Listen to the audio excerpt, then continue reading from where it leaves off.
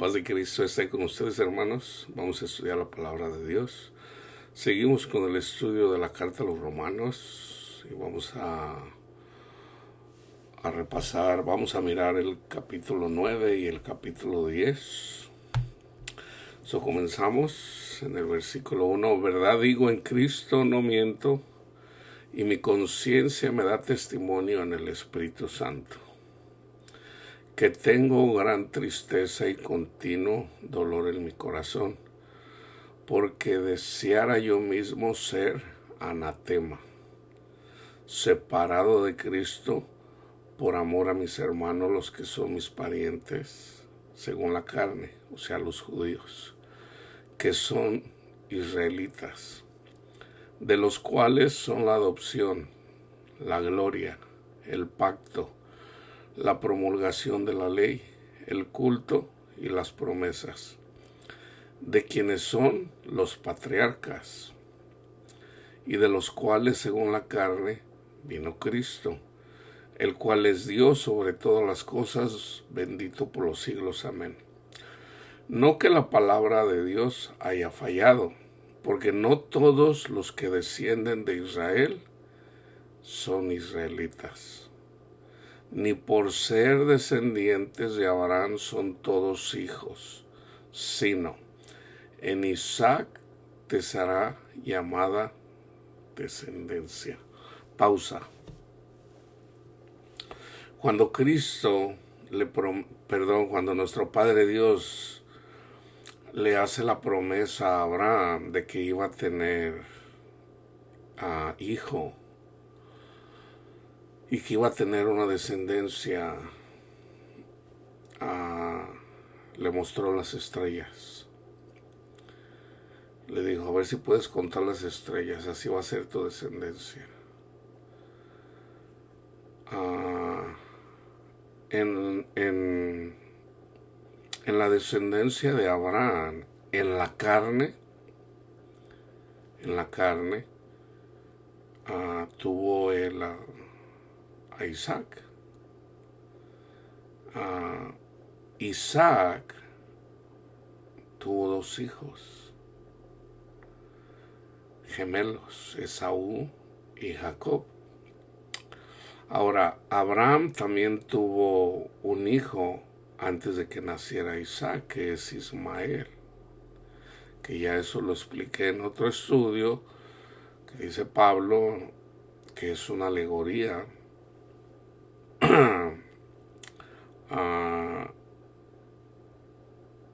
o sea, el hijo con la esclava que tuvo, que es Ismael, es una alegoría, es alegórico, apunta hacia los hijos en la carne, o sea, los que no pueden heredar el reino de Dios, porque son carnales. Pero el de la promesa, o sea, en Sara, es la promesa, apunta a los verdaderos hijos de Dios. Entonces aquí dice bien claro Pablo que los hijos, el verdadero israelita es el que es guiado por el Espíritu. Por ejemplo, está Jesús, está sanando, está curando enfermos, está enseñando doctrina, y vienen los fariseos y les dicen, danos señal. Entonces lo acusan de que él era hijo de una mujer adúltera. O sea, ellos llegaron a conocer que Jesús nació. Por ahí alguien mencionaron que él no era hijo de José, legítimo. Entonces, bueno, nosotros sabemos la verdad. Entonces, ellos tenían mucha confianza de que eran la descendencia y ellos se enfocaban en la ley. Y lo que ellos nunca entendieron, por lo menos a los que el Señor no les abrió el entendimiento, que era la mayoría, nunca entendieron que eso apuntaba a lo espiritual. La ley es espiritual, pero ellos eran carnales, entonces ellos nunca entendieron. Entonces, cuando lo acusan, dicen, nosotros no somos hijos de adulterio. Ahí es donde lo acusan a Jesús. Nosotros somos descendientes de Abraham. Y Jesús dice, si fueran descendientes de Abraham, me creerían a mí. Porque Abraham se gozó de mi venida. Entonces Jesús les dice, ustedes son hijos del diablo, porque no creen a mi mensaje. Entonces aquí Pablo está confirmando lo que ya Jesús había dicho, que el verdadero israelita, o sea, los hijos de la promesa a Abraham, iban a ser por fe. Entonces los judíos, en la carne, el Señor nos enseña a través de la carne, o sea, a través del mundo físico, cómo los israelitas siempre han sido perseguidos.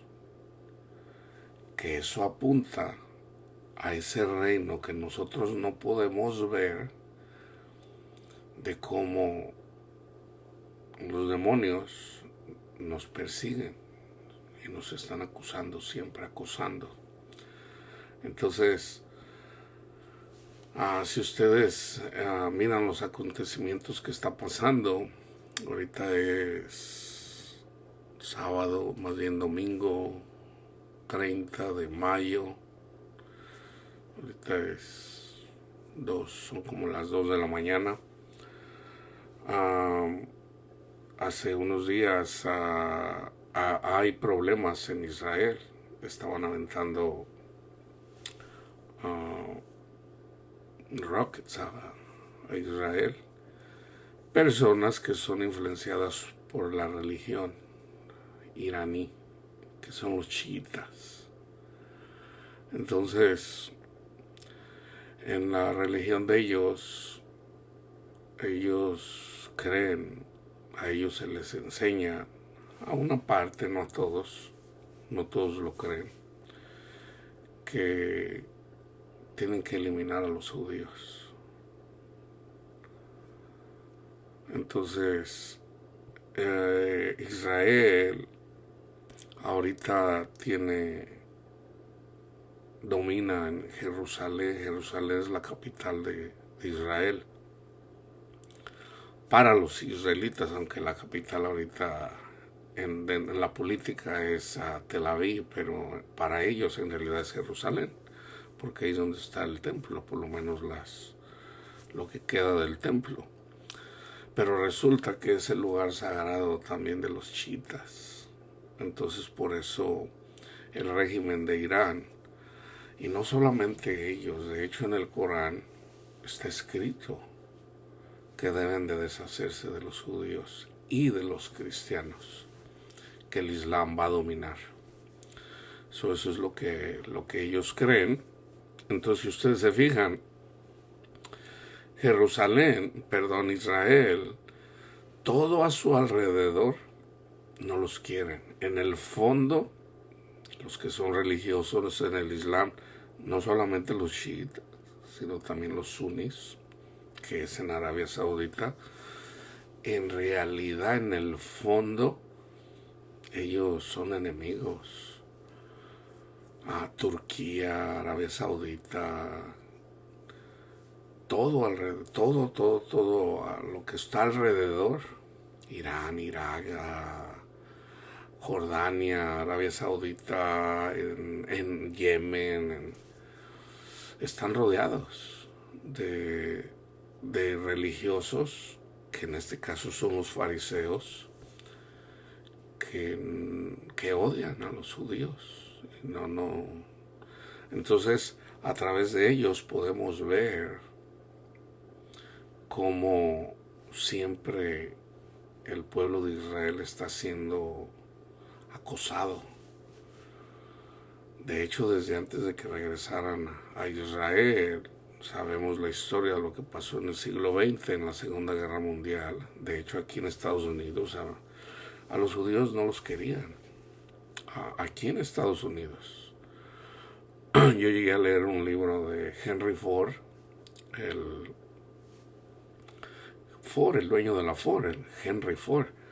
Él escribió un libro, algo así como El judío errante, ya no recuerdo el título, en donde él habla acerca de una conspiración judía, de que los judíos se querían adueñar del mundo, y porque los judíos en general son de las personas más adineradas en el mundo. Entonces, bueno, eventualmente cuando por lo que pasó en la Alemania, perseguidos por Alemania, lo que pasó en Polonia y en muchos lugares de Europa, que había lugares en donde mataban literalmente a unos con cámaras de gases, a otros como se podía. Eventualmente se les regresó otra vez a su nación, y ahí comienza el problema con Palestina. Entonces, Israel, Dios tiene cuidado de Israel en la carne. De hecho, Israel, está escrito, son los últimos aquí en este mundo, para que eventualmente sean los primeros en el otro mundo, en el mundo que no podemos ver. Entonces aquí Pablo está mencionando: los hijos de Dios somos los que somos guiados por el Espíritu. De eso se le habló a Abraham y a toda su descendencia. Entonces aquí dice claramente que la verdadera Israel somos nosotros. Entonces, y viene aquí, habla alegóricamente, dice: no ni por ser descendiente de Abraham son todos hijos, sino en Isaac te será llamada descendencia. Esto es, no los que son hijos según la carne son los hijos de Dios, sino los que son hijos según la promesa son contados como descendientes. Porque la palabra de la promesa es esta: por este tiempo vendré y Sara tendrá un hijo, que es alegórico de la promesa que hizo Cristo Jesús en la última cena. Este hijo alegórico de Sara es Cristo. Y el que tuvo la esclava de Sara, ese es el pacto de la ley. El pacto de la ley. Y el otro que hizo Cristo es el nuevo pacto. Y no solo esto que hizo Cristo, que se cumple en Cristo, en la última cena. Y no solo esto, sino también cuando Rebeca, que era la esposa de Jacob, concibió de Isaac, nuestro padre. Entonces Rebeca tuvo gemelos, aquí está. Pero el primogénito tenía, y todavía hasta la fecha los primogénitos tienen prioridad. Entonces el hecho de que hayan sido gemelos, aún así de todos modos primero nace uno y luego el otro. Entonces fíjese, pues no había aún nacido, ni habían hecho aún ni bien ni mal, para que el propósito de Dios conforme a la elección permaneciese, no por las obras, sino por el que llama. Aquí, este capítulo, de hecho, hay una doctrina, la doctrina calvinista, donde hablan de la elección. Y aquí, la elección, Dios escoge. En la elección, ya Dios había predicho que los más pobres iban a heredar el reino de Dios, o sea, los menos importantes. porque el ejemplo es el primogénito, tiene privilegios. Los demás no tienen los privilegios que tiene el primogénito. Entonces, Dios decidió que la elección iba a ser para los pobres. No solamente pobres materialmente, sino pobres en espíritu. Las personas, los nadas, los que somos nada. Las personas que tienen títulos, los reyes, personas que tienen títulos, tienen posesiones, ellos ya tienen sus privilegios. Nuestro privilegio, Dios eligió a los más pobres para que fuéramos ricos en Cristo Jesús. Entonces dice, para que el propósito de Dios conforme a la elección permaneciera, no por las obras, sino por el que llama. Se le dijo, el mayor, en este caso Esaú, servirá al menor, como está escrito.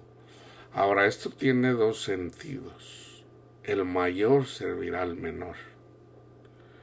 En la carne, por ejemplo, a Dios le agradó el sacrificio de Abel y no el de Caín. El más grande en la carne era Caín, pero en el espíritu Abel fue más grande que Caín porque le agradó a Dios. Ahora, ¿quién es el mayor de todos? Cristo.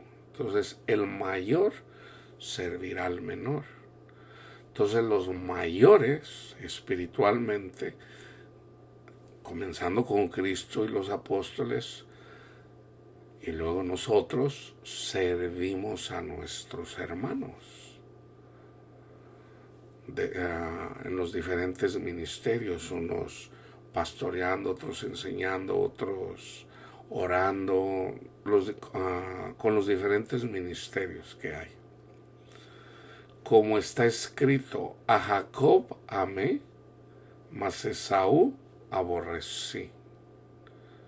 ¿Qué pues diremos?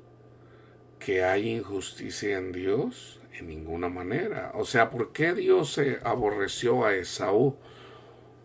Porque ya había privilegios, él ya sabía. O sea, dijera Jesús, ya tiene su recompensa. Pues a Moisés dice, tendré misericordia del que yo tenga misericordia y me compadeceré del que yo me compadezca. Así que no depende del que quiere ni del que corre, sino de Dios que tiene misericordia, porque la Escritura dice a Faraón, que es una figura de Satanás, dice, para esto mismo te he levantado, para mostrar en ti mi poder y para que mi nombre sea anunciado por toda la tierra. Entonces ahí está la alegoría también para la iglesia, que yo siempre hablo de eso. Dios escoge a Abraham, lo saca de una tierra donde había mucha idolatría, lo saca, él no sabía dónde iba, eso apuntaba a Abraham es una figura de Cristo. Entonces, ya una vez que llega a la tierra prometida, dice, mira, esta tierra es para tu descendencia. Entonces, le dijo, todo esto va a ser para tu descendencia, pero antes de que ellos tomen posesión, ellos van a estar sometidos 400 años. Entonces, a la vez, yo no les voy a dar esta tierra hasta que la maldad de los que viven en esas tierras hasta que la maldad llegue al cielo. Entonces, pasaron 430 años, 30 años vivieron bien, y los siguientes 400 años, en el tiempo de José, uno de los hijos de Jacob, que también es Israel, fueron sometidos 400 años, y a la vez, en ese tiempo, ya también la maldad de los amorreos, de los cananitas, ya había llegado al cielo. Que eso apunta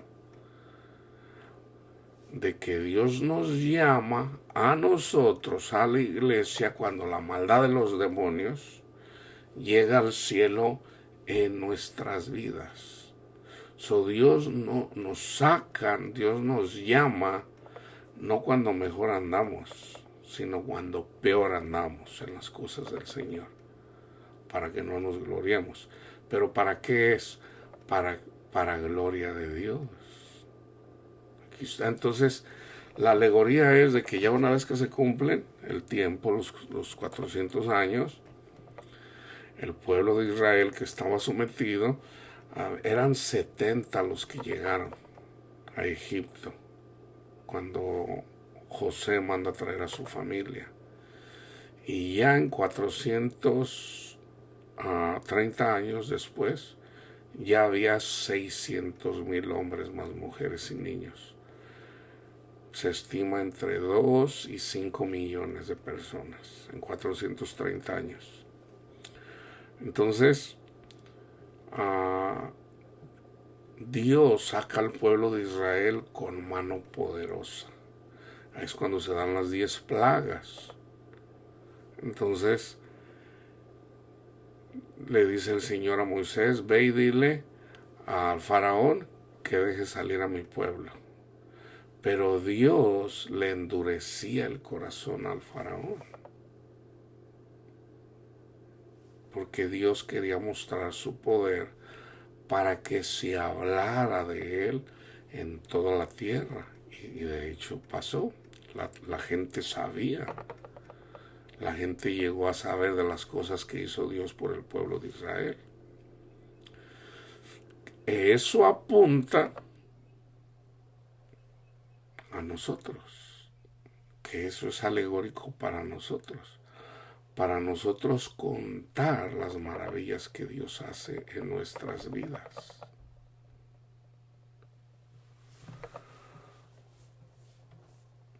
Entonces, Dios no nos llama cuando andamos bien. Dios nos llama cuando andamos muy mal. Entonces ya cuando la maldad de Satanás y su ejército llegan al cielo en nuestras vidas, el Señor nos rescata para que seamos hijos de Dios. Entonces, pero me dirás, ¿por qué pues sin culpa? Porque ¿quién ha resistido a su voluntad? Más antes, oh hombre, ¿quién eres tú para que alterques con Dios? Dirá el vaso de barro al que lo formó: ¿por qué me has hecho así? ¿Que no tiene potestad el alfarero sobre el barro para hacer de la misma masa un vaso para honra y otro para deshonra? ¿Y qué si Dios, queriendo mostrar su ira y hacer notorio su poder, soportó con mucha paciencia los vasos de ira preparados para destrucción y para hacer notorias las riquezas de su gloria?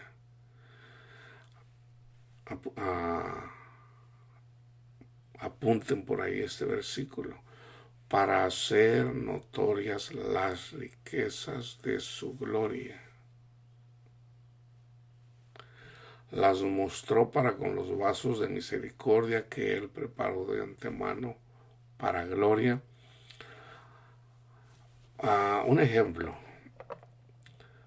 Lázaro, a quien Jesús amaba, también a sus hermanas Marta y a María.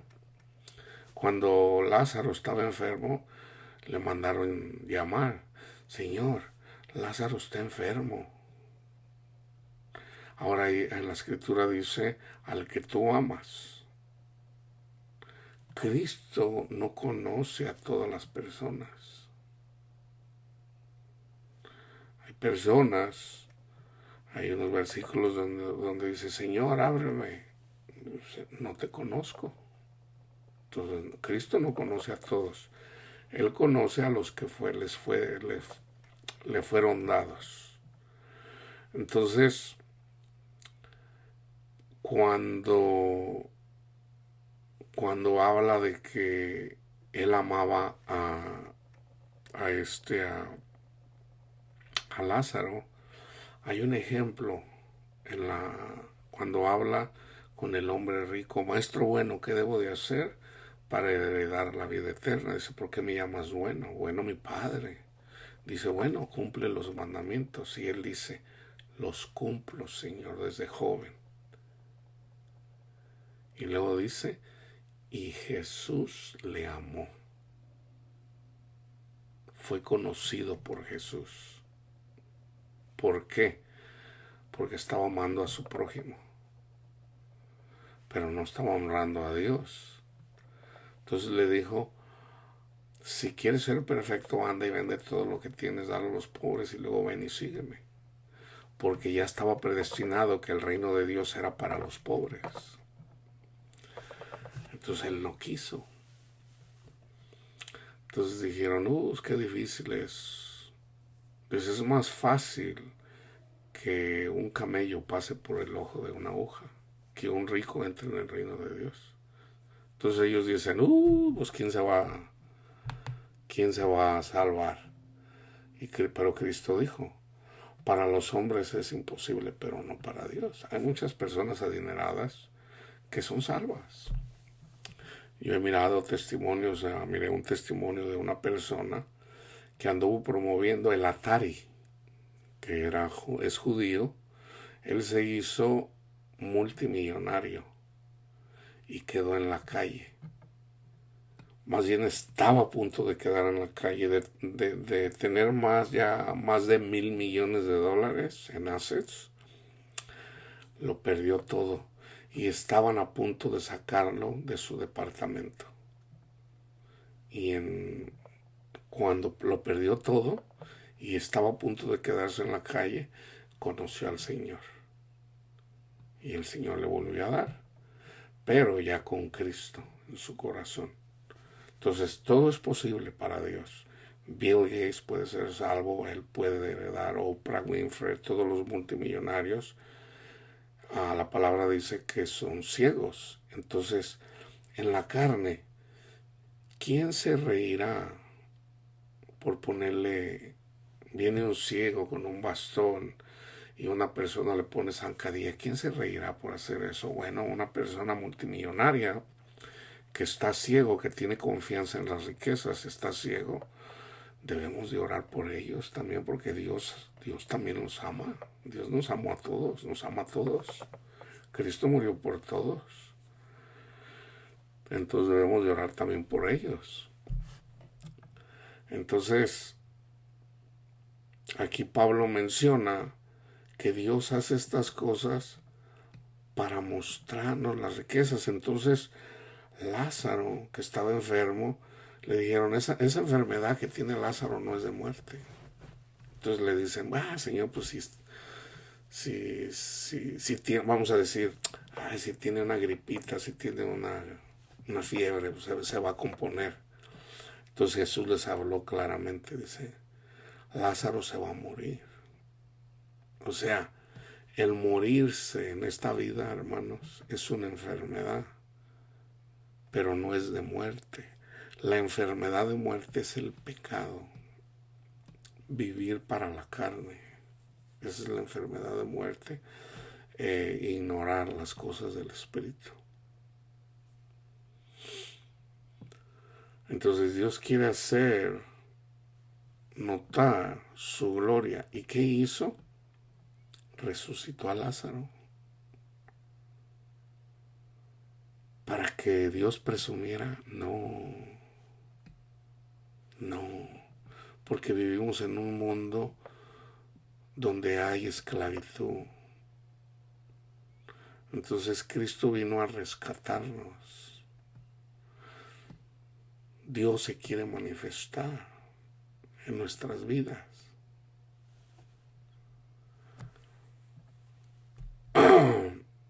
Y para hacer notorias las riquezas de su gloria, las mostró para con los vasos de misericordia que Él preparó de antemano para gloria, a las cuales también ha llamado. Esto es a nosotros, no solo de los judíos, sino también de los gentiles, como también en Oseas dice: llamaré pueblo mío al que no era mi pueblo, y a la no amada, o sea, nosotros que somos gentiles, Y en el lugar donde se les dijo, vosotros no sois pueblo mío, allí serán llamados hijos del Dios viviente. También Isaías clama tocante a Israel, si fuera el número de los hijos de Israel como la arena del mar, se vean la cantidad de hijos que tiene Dios, es como la arena del mar, pero tan solo el remanente será salvo en este mundo. En este mundo, hermanos. Solo el remanente. Entonces, se los voy a poner así. Y tienen que abrir su corazón, tienen que pedirle al Señor para que reciban estas palabras, ¿ok? Cristo murió por todos, hermanos. Por todos. Por todo ser humano murió Cristo. Eventualmente, Cristo le va a arrebatar todo a Satanás. Aquí solamente hay un remanente. Pero en el mundo que no podemos ver, por ejemplo, está Panchito y está Juanito. Panchito se murió, Juanito también. Panchito está vivo, pero Juanito está muerto. ¿Por qué? Porque Panchito sirvió al Señor en su vida. Vamos a decir que Panchito fue, por decir, Pablo. Pablo vive. Panchito está vivo. O Juan. Pero Juanito está muerto, por decir Caifás, el sumo sacerdote, que es de la descendencia de Abraham. Él no creyó en el Mesías. Entonces él estuvo muerto. Y sigue muerto. Entonces, él murió. Y no, ¿por qué? Porque no creyó en Cristo Jesús. Así lo quiso el Señor. Pero eventualmente, cuando la maldad de Satanás ya, o sea, llega un punto en donde ya también el Señor dice, no más, el tiempo ya se cumplió. Entonces, ya en el otro mundo, no en este, que es en donde está el reino de Cristo, le dijo a Pilato, ¿eres tú el rey de los judíos? Y usualmente Jesús no hablaba con los gentiles. Entonces eso lo dices tú por ti mismo o alguien te lo dijo. Dice, ¿qué acaso soy yo judío? Y eventualmente Jesús le dijo, mi reino no es de este mundo. Es de un mundo que no se puede ver. Entonces, cuando todos mueran, los no creyentes, todos van a resucitar. Todos, sin excepción. Hitler, los más tiranos, todos van a creer eventualmente en Cristo. ¿Okay? Pero no todos, no todos, vamos a decir, el castigo más grande es no poder estar con Cristo, que está reinando en este mundo. A ver, pues pero primero dices que en el espiritual, bueno, Jesús es juez de los vivos y de los muertos. O sea, lo que pasa con los muertos en este mundo, Jesús está a cargo también. Jesús está a cargo. Entonces, eventualmente ya cuando se cumpla todo, cuando se manifieste la gloria de Dios, cuando tengamos ese cuerpo que nadie ha visto, que nosotros no hemos visto, entonces ya nos gozamos aquí, pero en parte nos gozamos. Pero ya cuando estemos con Cristo y ya seamos semejantes a Él, entonces vamos a entender todo, hermanos. Entonces vamos a entender, porque en parte conocemos, en parte profetizamos. No lo conocemos todo. Entonces, eventualmente se va a entender todo. Entonces, en relación al infierno, hay mucha ignorancia en relación. El infierno está aquí, hermanos. El infierno está aquí. Obviamente hay un castigo en la otra vida, que es donde termina el castigo, pero acuérdense siempre de esto. La ira de Dios no es para siempre. No, pero la palabra dice que van a ser echados en el agua de fuego. Sí, pero nosotros usamos el razonamiento humano de que el lago de fuego, ahí va a estar la gente, ahí, ¡ay, me quemo! No. O sea, el lago de fuego, aquí hay lago de fuego. Todo el que sufre anda en el lago de fuego. Pero hay un lago de fuego simbólico que es el amor de Dios. O sea, hay que ver, el fuego tiene varios significados. Por ejemplo, dice Juan el Bautista, viene uno detrás de mí del que no soy digno de desatar sus sandalias. Él os bautizará con el Espíritu Santo y fuego, el fuego del amor, hermanos, el fuego del amor. ¿Cómo se manifestó el fuego de Dios en los primeros discípulos? En Pentecostés, con lenguas de fuego, alabando a Dios, hablando en lenguas, alabando a Dios, y en diferentes idiomas, en cada idioma de los que estaban ahí, porque en el Medio Oriente siempre se han hablado muchos idiomas. Hasta la fecha, ahorita la mayoría de judíos hablan 3, 4, 5, hasta 7, 8 idiomas. Entonces, ¿cómo se manifestó con lenguas de fuego? De hecho, nosotros cuando amamos, por ejemplo, una persona nos trata mal y nosotros lo bendecimos, Dios lo bendiga, varón. No, y nos dice toda clase de blasfemia. Dios le bendiga. Lo tratamos bien. ¿Qué dice Pablo? Le echamos como ascuas de fuego, o sea, como carbones encendidos, para que haya fuego, el fuego del amor. Entonces, en relación al infierno hay mucha ignorancia. Casi siempre la gente es trágica, ¿no?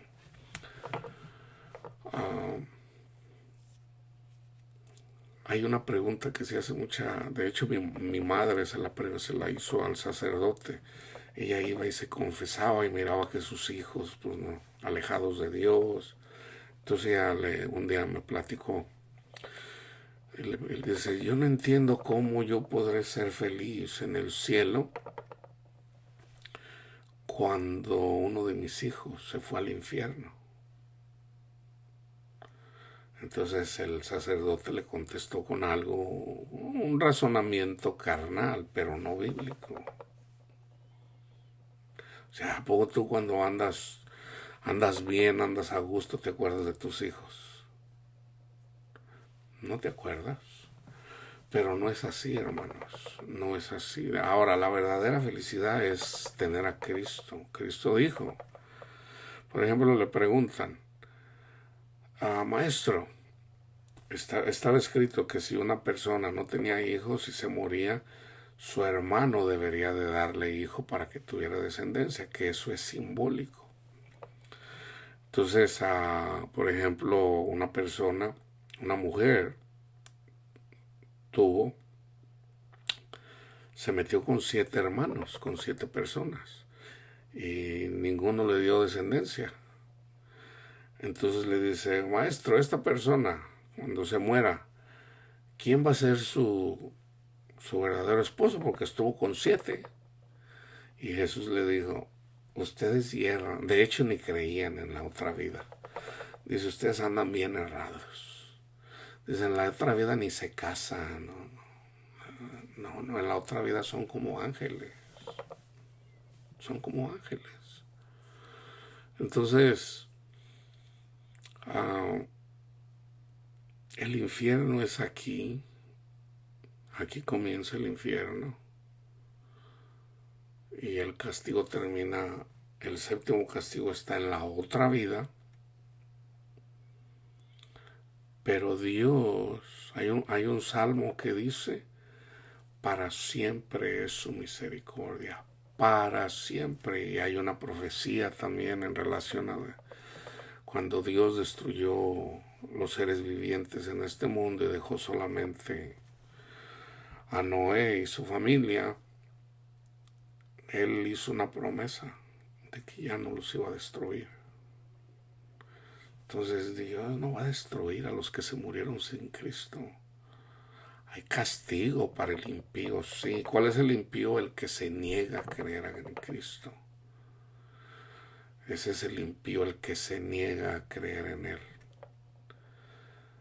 Entonces, pero eventualmente Dios no lo va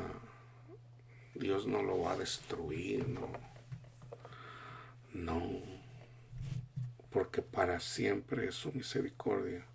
También Isaías clama tocante a Israel, si fuera el número de los hijos de Israel como la arena del mar, tan solo el remanente será salvo, porque el Señor ejecutará su sentencia sobre la tierra en justicia y con prontitud, como antes dijo Isaías, si el Señor de los ejércitos no nos hubiera dejado descendencia, como Sodoma habríamos venido a ser y a Gomorra seríamos semejante. Y a ver, hermano, aquí Dios destruyó Sodoma y Gomorra y los destruyó con fuego y con azufre. Bueno, el fuego, el azufre es aquí, es aquí. Una persona que muere, se le muere un ser querido, una persona que vive con el corazón amargado, está en el infierno. O en el purgatorio, dijeron los católicos, aunque el purgatorio también está aquí, si no perdonamos. O sea, esa doctrina del purgatorio y el infierno, que la sacaron de alguna forma de la Divina Comedia de Dante. Yo ya hice un estudio, voy a hacer otro para ampliar un poquito más en relación al infierno, al purgatorio, porque se conoce muy poco en relación a eso, hermanos. Purgatorio, castigo. Infierno, castigo. Pero acabamos de leer, estudiar el capítulo 8, ninguna condenación hay para los que están en Cristo Jesús, los que son guiados por el Espíritu. Los que son guiados por el Espíritu, no por los que cumplen la ley. Dice Cristo, perdona, porque si no perdonas, tampoco mi Padre te va a perdonar. Perdona. Y da un ejemplo. Viene una persona que le debía 10,000 talentos al rey y les dice, tráigamelo. Véndalo a él y a su familia para recuperar algo de mi dinero. Entonces esa persona le suplicó, mira, ten misericordia de mí, te voy a pagar, dame tiempo. Y él tuvo misericordia de él, que eso es simbólico de nuestro Padre Dios, al que no le podemos pagar la cantidad de pecados que hemos cometido. Entonces dice, vete, te perdono. Pero en cuanto sale de la presencia del rey, que le perdonó todo, se encuentra uno que le debía bien poquito, lo agarra del cuello y le dice, págame lo que me debes, y lo agarra y lo mete en la cárcel. Y uno de sus siervos, vamos a decir los ángeles, que son siervos del Señor, por ejemplo, el Señor nos perdona 10,000 pecados que hemos hecho. Y viene uno que ahí nos dijo ahí unas malas palabras o nos robó, qué sé yo. O se metió en contra de nuestra familia, lo que sea. Que es poco en comparación a lo que le debemos al Señor. Nos dice el Señor, perdona. No, Señor, yo quiero justicia, hazme justicia con ese desgraciado que me robó, que me... No. Y hay gente cristiana que no quiere perdonar. Entonces está el ejemplo. Entonces uno de sus siervos, un ángel, viene y le dice a Cristo, a nuestro Padre Dios, aquel al que todo le perdonaste, no quiere perdonar a su hermano. Entonces, ¿qué pasó? ¿Qué hizo el rey? Tráiganmelo. ¿Qué le dijo? Siervo malvado, ¿no te perdoné todo lo que me debías? ¿No deberías de haber hecho tú lo mismo? Dice, enciérrenlo hasta que pague todo lo que me debe. Entonces, ¿quién es esa persona que está encerrada? Una persona que no, cristiana, que no perdona, vive a merced de Satanás. Satanás lo hace como quiere. Puro sufrir y sufrir y sufrir y sufrir. ¿Por qué? Porque no quiere perdonar. Y se llama cristiano. No, hermanos, tenemos que perdonar.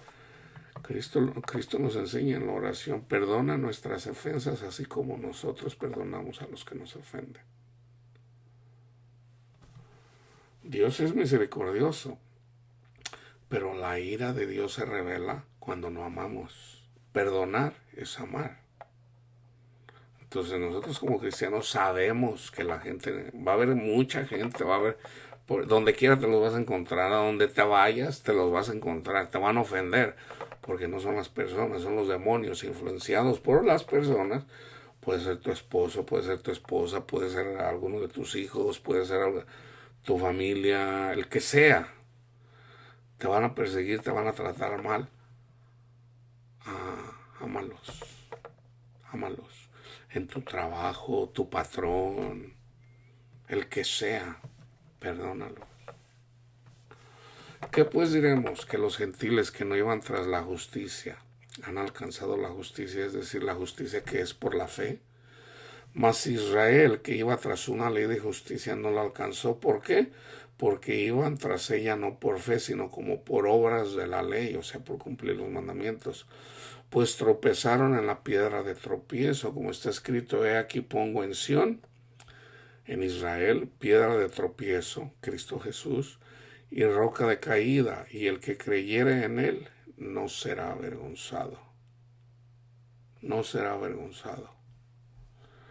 Hermanos, ciertamente el anhelo de mi corazón y mi oración a Dios es por Israel es para salvación, porque yo les doy testimonio de que tienen celo de Dios. Así como los chiitas tienen celo de Dios, así como los sunnis tienen celo de Dios, que les andaban cortando la cabeza a muchas personas, incluyendo niños, así como los budistas tienen celo de Dios, tienen celo de Dios, pero no para bien, es para mal, pero no conforme a ciencia. Aquí ciencia habla de conocimiento de Dios, porque ignorando la justicia de Dios es a través del Evangelio. Romanos, ya lo miramos, capítulo 1, 16 y 17 en Romanos. Y procurando establecer la suya propia.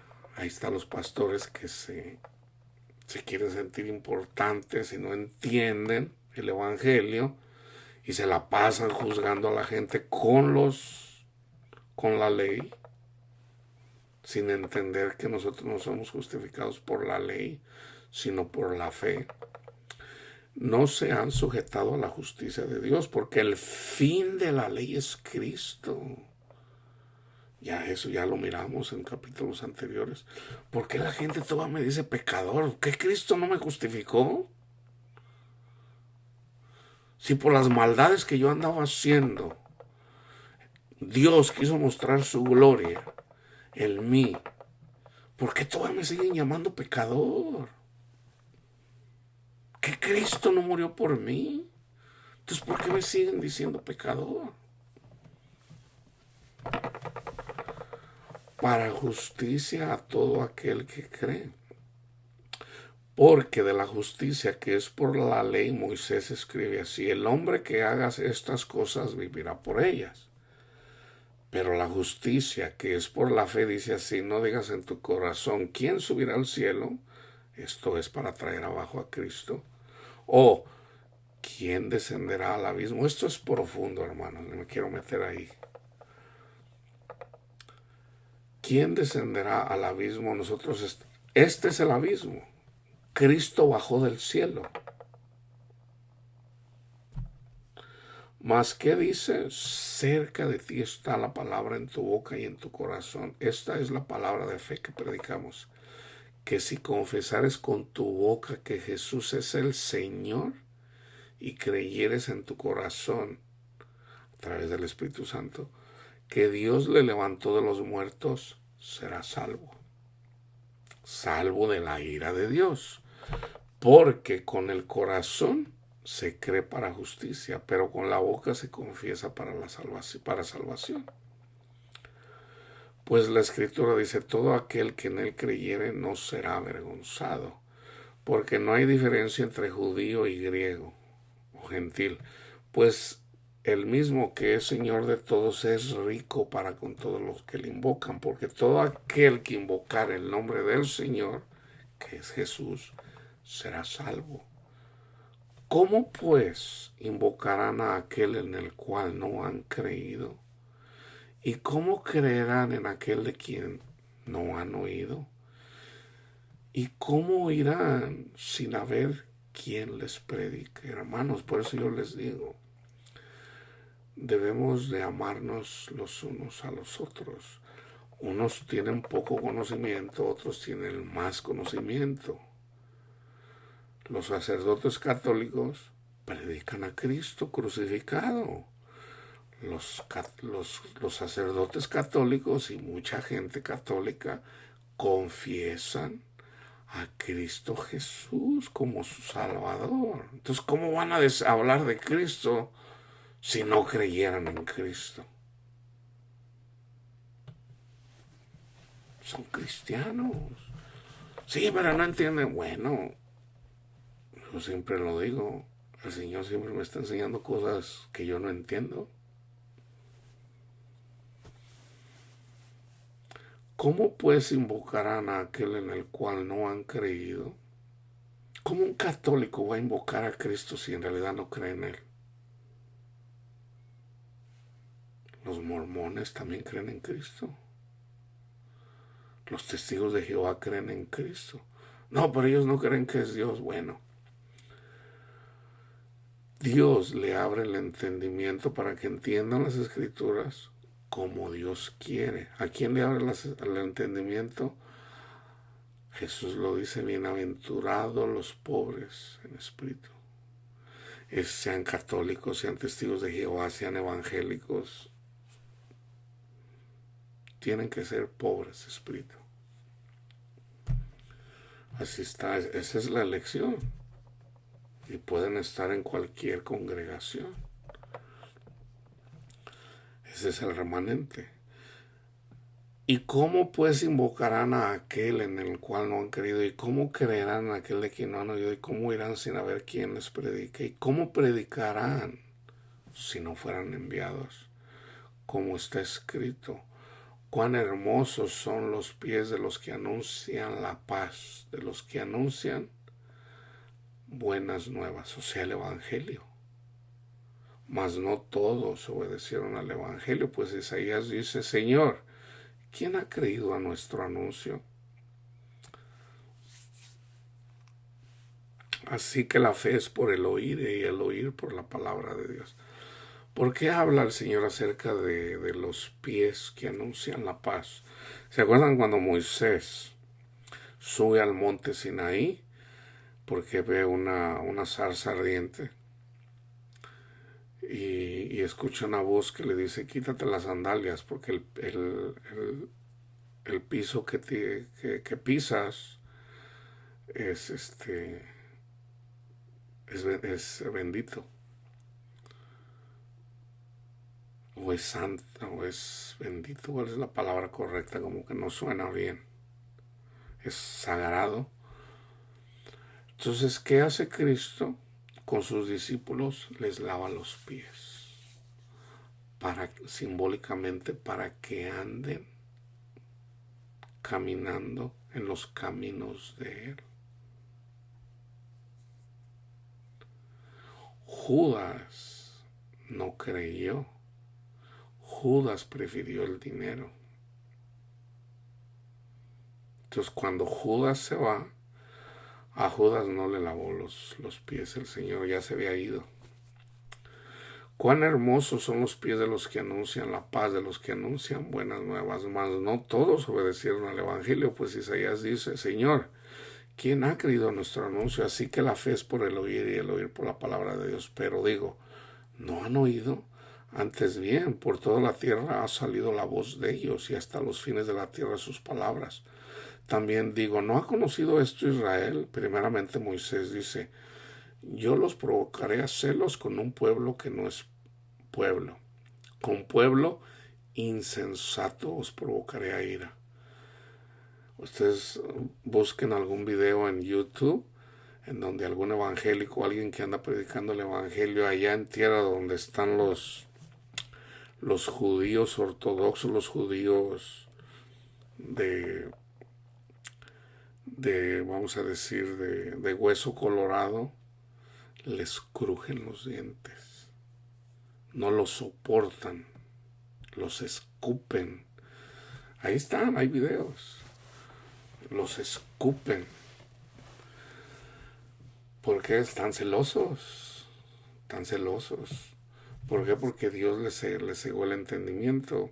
Entonces, así como una mujer celosa se pone celosa cuando, imagínate una mujer casada, mira a su esposo coqueteando con otra mujer, le rechinan los dientes.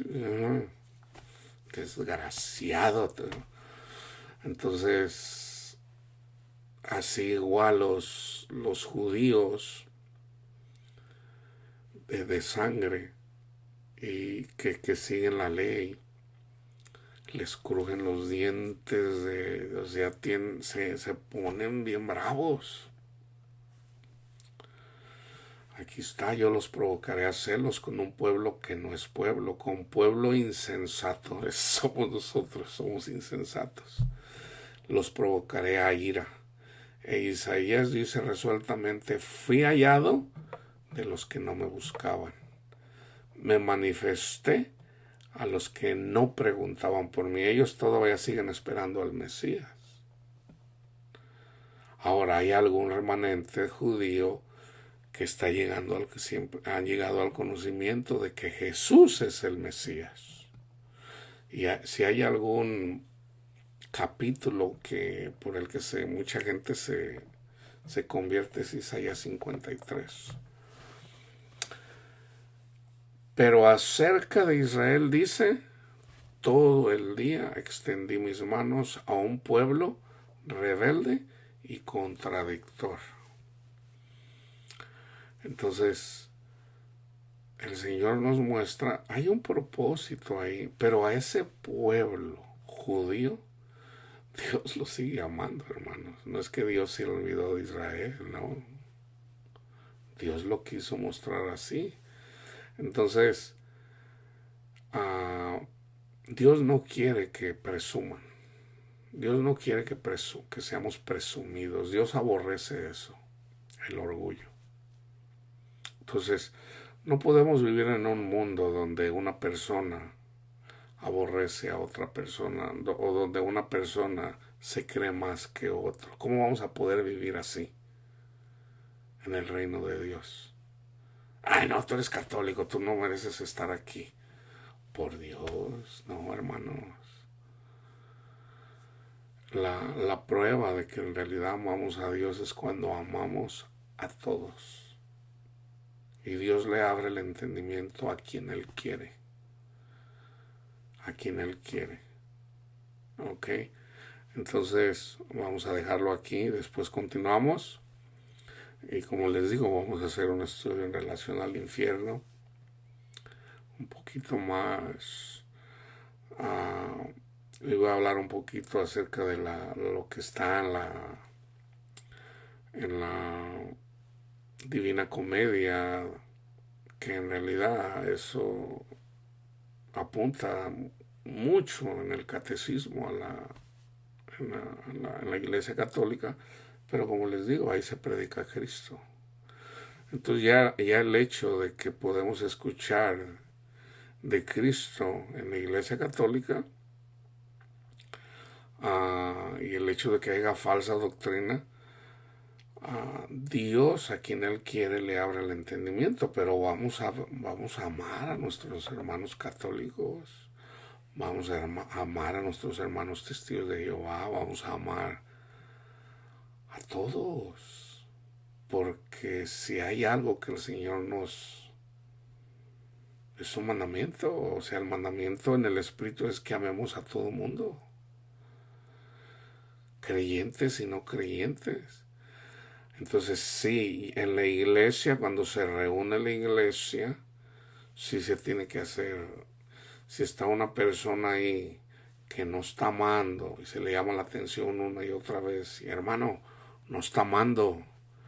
No, yo hago lo que me dé la gana, dice Pablo, ni coman con esas personas para que se avergüencen, ni coman con ellos.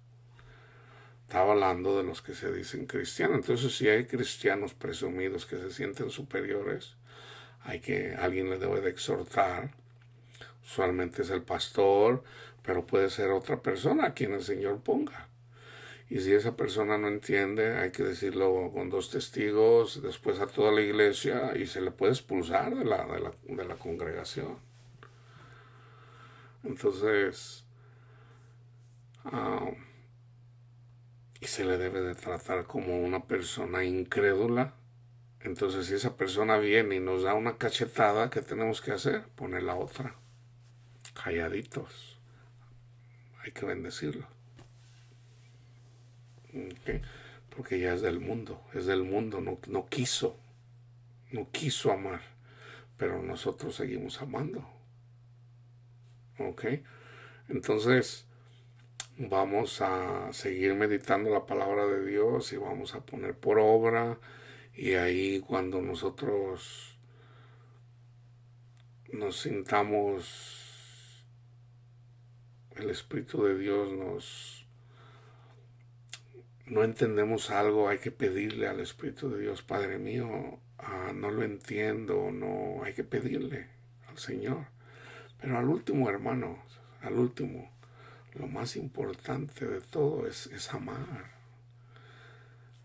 Eso es lo más importante de todo, porque eventualmente lo vamos a entender todo y todo eso va a pasar. ¿Por qué? Porque eventualmente vamos a llegar al conocimiento y eso va a pasar. Pero el amor permanece. Entonces, ¿quieres tú aventajar, irte, por ejemplo, de la primaria a tener un doctorado? Pide amar a tu prójimo. Señor, ayúdame a amar a mi prójimo, Señor. Es lo que más debemos de anhelar. Primero de Corintios 3. Ok, entonces vamos a orar. Vamos a orar por Israel. Vamos a orar por Palestina. Vamos a orar por Irán, ¿verdad? Porque es un pueblo, un pueblo fariseo. Pero también está el pueblo fariseo en Arabia Saudita, que son los sunnis, y el caso es de que eso está en todo el mundo, pero ¿qué tenemos que hacer? Orar. Es a través del Espíritu Santo que podemos ganar las batallas. Ok, oremos por la paz de Israel, que es en la carne, pero también oremos por la paz del mundo, para que llegue el Evangelio a todos los rincones de la tierra. Ok, que la paz de Cristo esté con ustedes, hermanos.